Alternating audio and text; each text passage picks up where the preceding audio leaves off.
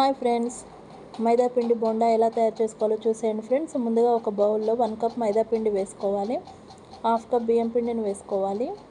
కొద్దిగా జీలకర్ర వేసుకోవాలి. కొంచెం సోడా వేసుకోవాలి. రుచికి సరిపడా సాల్ట్ వేసుకోవాలి.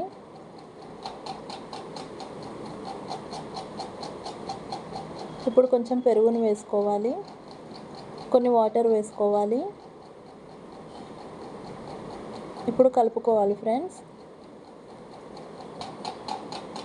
ఇలా వాటర్ వేస్తూ కలుపుకోవాలి. చూడండి, ఇలా కలుపుకొని పెట్టుకోవాలి. ఇప్పుడు మూత పెట్టేసుకొని నైట్ అంతా పక్కన పెట్టుకోవాలి. మార్నింగ్ చూస్తే చూడండి ఫ్రెండ్స్, పిండి అనేది మంచిగా పులిసింది. ఇప్పుడు ఆనియన్స్ని కట్ చేసి వేసుకోవాలి. కొద్దిగా కరివేపాకుని వేసుకోవాలి. కొంచెం కొత్తిమీరని వేసుకోవాలి.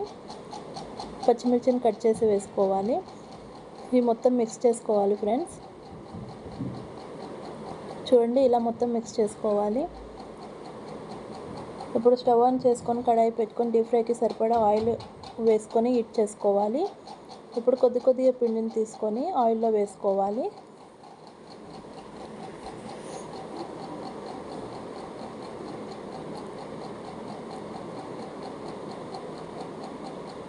చూడండి ఫ్రెండ్స్, ఇలా వేసుకోవాలి.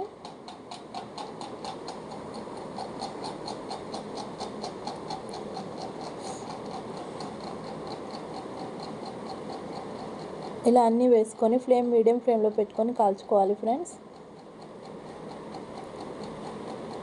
చూడండి ఫ్రెండ్స్, ఇలా కలుపుతూ ఫ్రై చేసుకోవాలి. చూడండి ఫ్రెండ్స్, ఇక్కడ మనకి ఇవి ఫ్రై అయిపోయాయి. ఇప్పుడు మనం ఇవి తీసుకొని ఒక బౌల్లోకి వేసేసుకుందాము.